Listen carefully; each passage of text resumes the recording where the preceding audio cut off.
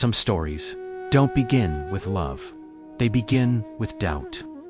This one started in Dar es Salaam, Tanzania city that never really sleeps.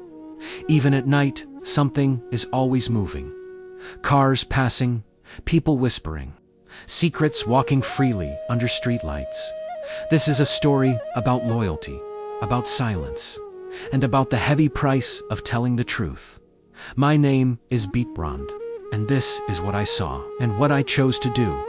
I had a girlfriend named Asha. She was smart, social, always surrounded by friends. Her circle was tight especially. The girls, they laughed together, defended each other fiercely, shared everything, at least that's what it looked like. But in that group, there was something unspoken. They had male friends, always around, always just friends. And whenever questions came up, there were explanations ready. Smiles, tears, accusations. If you doubted anything, you were called insecure. If you asked too much, you became the problem. Behind the scenes, things happened. Things that could never be fully proven. And that's the most dangerous place to be, when you know something is wrong, but you can't hold it in your hands. Last year, I caught Asha with another man. Not a stranger, someone I had sat with at a table. Someone I trusted enough to share a meal with. When I confronted her, she didn't deny it. Instead, she explained it away. She said I had pushed her there. Said my absence, my behavior, my words were the reason. Her friends stood behind her like a wall. I stood alone. For months, I carried the blame. I replayed everything in my head, asking myself where I failed. Eventually, I let it go. Not because it stopped hurting, but because I was tired of bleeding silently. One day, I called her phone and ended the relationship. And for the first time in a long while, I felt peace, relief. I knew I had done the right thing. I thought that was the end. I was wrong. There was a friend in my life named Juma. I called him a brother not by blood, but by struggle. We talked about money problems, responsibilities, the pressure of being men in a city that doesn't wait for you to catch up.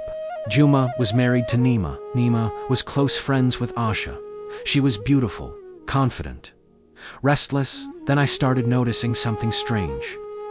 Juma would ask me casually, "Were you with Nima last night? Did you go out together?" At first I laughed. Then I realized he was serious. Nima had been using my name as cover when she went out late, when she disappeared for hours. She told her husband she was with me. And because Juma trusted me, he believed her. When he finally asked me directly, I froze. I could have denied everything. I could have walked away, but I didn't. I told him I would help. I said I wanted to save their marriage. Behind the scenes, I spoke to Nima. I warned her. I advised her. I told her what she was doing would destroy everything. She listened. She nodded. She promised to change. She never did. One evening, Juma called me. His voice was different. Quiet, tired, empty. He told me he had left his house in Temeke. Nima was out again with a friend. Neighbors had warned her. He had begged her to stop. She refused. So he packed a few things and left. No shouting, no violence, just defeat. He said he was looking for another place to stay, that he wanted a peaceful divorce. I couldn't accept that. I asked him for one last chance to let me talk to her. I said divorce wasn't the answer. That maybe, just maybe, she would listen. That night, I went to their house.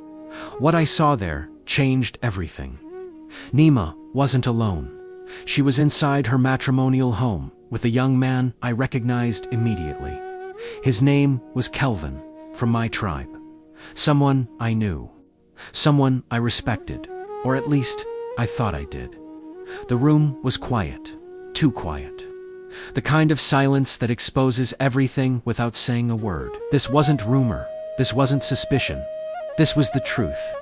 Standing right in front of me. My heart sank. Memories rushed in. Stories I had heard about her past. The chances she had been given.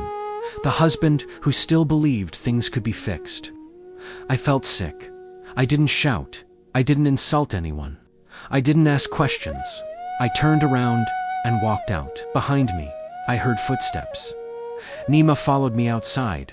She called my name, asked me to talk. She even suggested we eat together, as if food could erase what I had just seen. I told her calmly that I had only come to check on her. I said I would see her later, but deep down, I knew I wouldn't. That night, I sat alone in my room, staring at the ceiling, and I realized something painful. I had been silent for too long. I had helped cover lies. I had tried to protect people who didn't want to be saved. My phone rang. It was Juma. I stared at the screen for a long time. Then I answered. I told him exactly what I saw. No exaggeration, no hiding details, no defending anyone. I knew Nima would be angry. I knew Aja and her friends would say I betrayed them. But I could not cover up that kind of betrayal. There was a long silence on the other end. Juma didn't shout, he didn't cry, he just breathed. Then he thanked me, and that was how their relationship ended. No drama, no police, no chaos, just the truth, arriving too late to save anything. In the end, I lost friendships. In some people's stories, I became the villain. I was accused of not standing with my friend. But I learned something important. Silence doesn't make you loyal. It makes you complicit. Sometimes doing the right thing doesn't feel heroic. It feels lonely. It feels heavy. And it leaves you sitting in the dark, wondering if things could have ended differently. But I still believe this. Some relationships don't end because of the truth. They end because of the lies that came before it. And that night in Dar es Salaam, I chose to stop lying.